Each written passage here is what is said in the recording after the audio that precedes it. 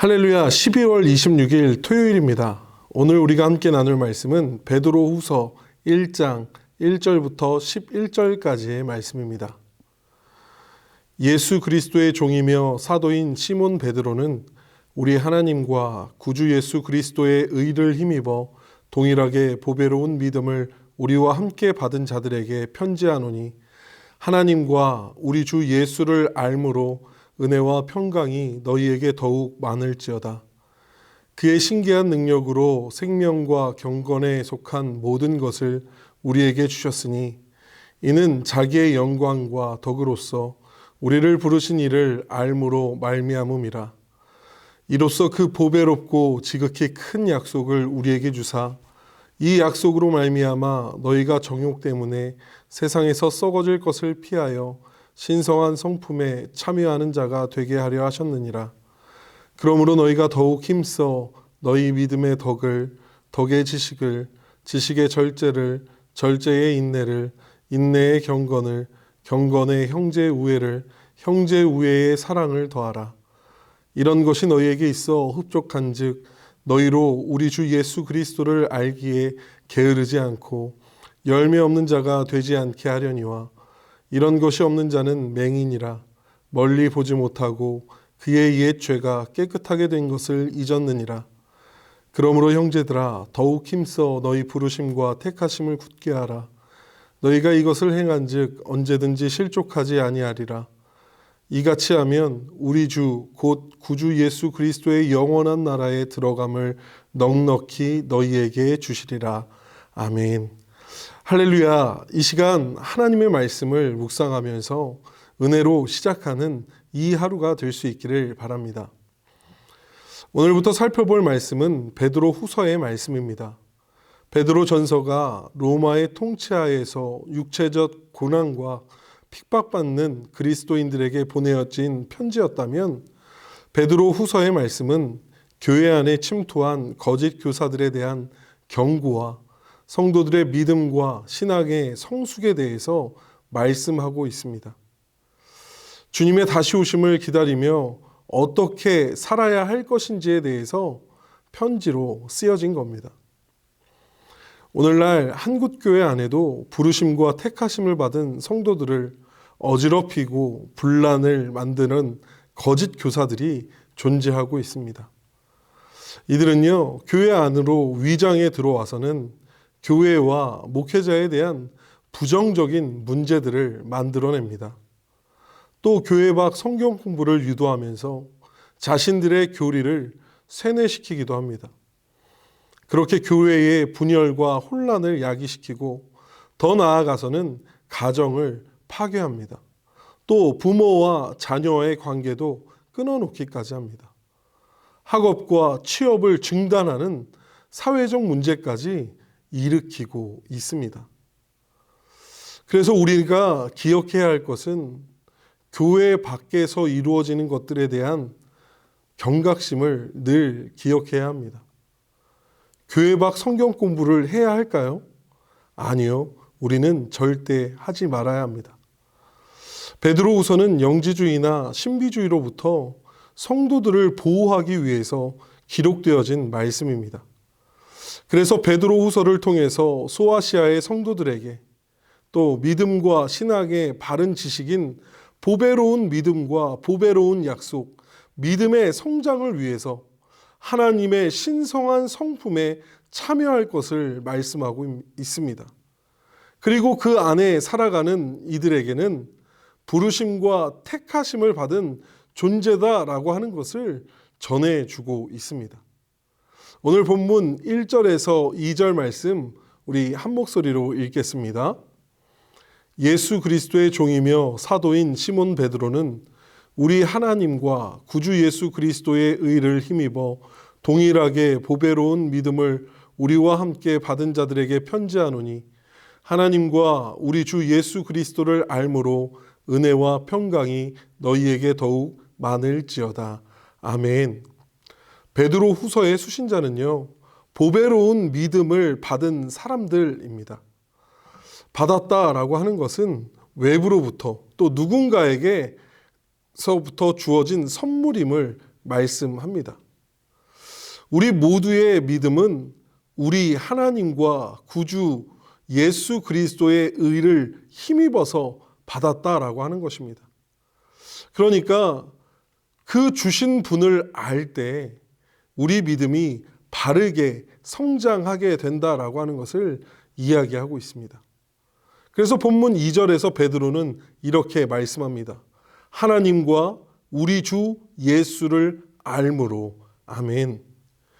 여기서 알문요, 헬라어 에피그노시스를 이야기합니다.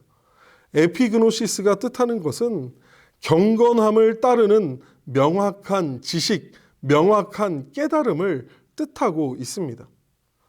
그러니까 하나님과 예수 그리스도를 경건함을 통해서 명확히 깨달을 때 은혜와 평강 안에서 살아갈 수 있게 된다라고 하는 것을 말씀하고 있는 겁니다. 사도 베드로는 성경이 우리에게 말씀하고 있는 바를 분명히 전하고 있습니다. 천지가 창조되고 인류의 첫사람 아담이 죄를 범하기 전 세상은 평안으로 가득했었습니다. 그러나 하나님 말씀에 순종하지 않으면서 선악과를 따먹은 죄 이후에는 평안이 아닌 걱정과 근심, 불안이 찾아오게 된 것이죠. 그러나 다시금 예수 그리스도 대속의 은혜로 말미암아 이 세상이 다시 평안함으로 회복되어졌다라고 하는 것을 말하고 있는 겁니다. 우리는 하나님이 주시지 않은 것으로부터는 결코 평안할 수 없음을 깨닫게 됩니다. 하나님과 구주 예수 그리스도의 의를 힘입어서만이 그렇게 동일하게 보배로운 믿음을 받은 이들에게 가능하다라고 말씀하고 있는 겁니다. 그러니까 뭐예요? made in 하나님의 것을 따르고 찾고 알아야 한다는 것입니다. made in 하나님이 아닌 것에서부터는 선한 것이 올 수 없기 때문에 그렇습니다. 다른 것에서부터는 은혜와 평강을 받을 수 없기에 그렇다라고 하는 겁니다. 사도 베드로는 이것을 한 번 더 말씀합니다. 본문 3절, 4절 말씀 함께 읽겠습니다. 그의 신기한 능력으로 생명과 경건에 속한 모든 것을 우리에게 주셨으니 이는 자기의 영광과 덕으로서 우리를 부르신 이를 알므로 말미암음이라. 이로써 그 보배롭고 지극히 큰 약속을 우리에게 주사 이 약속으로 말미암아 너희가 정욕 때문에 세상에서 썩어질 것을 피하여 신성한 성품에 참여하는 자가 되게 하려 하셨느니라. 아멘. 그러니까 예수 그리스도께서 하나님의 능력으로 우리에게 생명과 경건에 이르게 하는 모든 것을 주셨는데 이 모든 것은 바로 그분을 알므로부터 가능하다라고 하는 것입니다. 1절에서 보배로운 믿음을 말씀한 베드로는 4절에서 보배로운 약속에 대해서 말씀합니다. 세상 정욕 때문에 썩어지는 삶이 아니라 하나님의 신성한 성품에 참여하는 사람이 되게 하려 하신다라고 하는 보배로운 약속을 주셨다는 거예요. 그러니까 그리스도인은 자신의 정욕이 아니라 하나님의 신성한 성품으로 자기의 능력이 아니라 하나님의 능력으로 살아가는 존재다라고 하는 것입니다.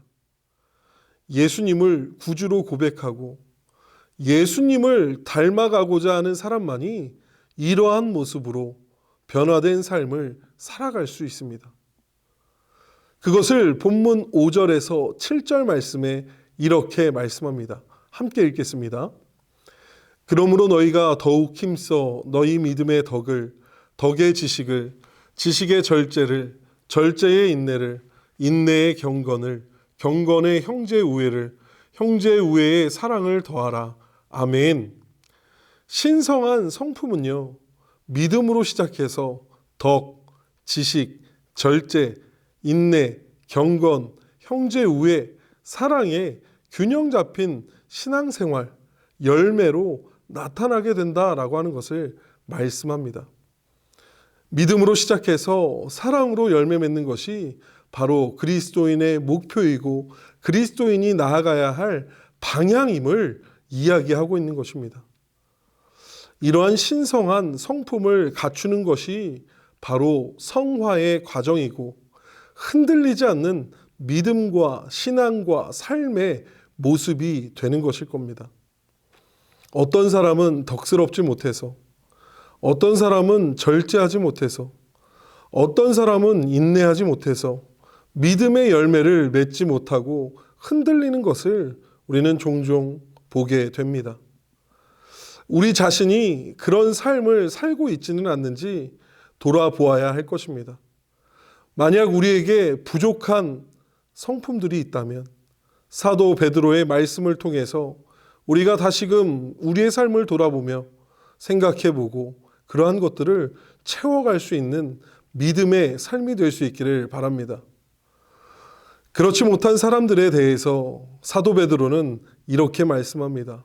본문 8절, 9절 말씀입니다. 함께 읽겠습니다. 이런 것이 너희에게 있어 흡족한즉 너희로 우리 주 예수 그리스도를 알기에 게으르지 않고 열매 없는 자가 되지 않게 하려니와 이런 것이 없는 자는 맹인이라 멀리 보지 못하고 그의 옛 죄가 깨끗하게 된 것을 잊었느니라. 아멘. 하나님의 신성한 성품을 부지런히 개발하고 훈련하는 성도는 믿음 안에서 거짓 교사의 말에 흔들리지 않기 때문에 그렇게 하라는 것입니다. 그러나 이러한 훈련이 없이 게으르게 살아가는 그리스도인들은 맹인과도 같다라고 하는 것을 말씀하고 있습니다. 맹인은요, 길을 가기는 가지만 힘있게 가지 못합니다. 자신있게 가지 못합니다. 다른 사람을 이끌면서 앞으로 나아갈 수 없습니다. 그렇게 우리가 흔들리지 않을 믿음과 신앙의 훈련을 해야 하는 이유는 보배로운 믿음 안에, 보배로운 약속 안에 바로 서기 위함입니다. 사랑하는 여러분, 우리가 받은 보배로운 믿음은 자기 자신을 위해서는 물론이거니와 다른 사람을 돕기 위해서도 우리의 믿음은 사랑을 실천하는 데까지 계속 훈련되고 성장되어야 합니다. 본문 10절, 11절 말씀 함께 읽겠습니다. 그러므로 형제들아 더욱 힘써 너희 부르심과 택하심을 굳게 하라. 너희가 이것을 행한즉 언제든지 실족하지 아니하리라. 이같이 하면 우리 주 곧 구주 예수 그리스도의 영원한 나라에 들어감을 넉넉히 너희에게 주시리라. 아멘. 사도 베드로는 하나님의 부르심과 택하심을 굳게 하라고 말씀합니다. 구원의 확신을 갖고 살아가라는 것입니다. 그러나 여기서 우리가 기억해야 할 것은 구원의 확신을 갖는다는 것은 그에 합당한 삶을 살아갈 때 가능한 것이라는 겁니다. 믿음은 있지만 행함이 없는 삶이 아니라 하나님이 주신 보배로운 믿음 가운데 우리의 믿음의 행함이 더해져야 한다라고 하는 것입니다.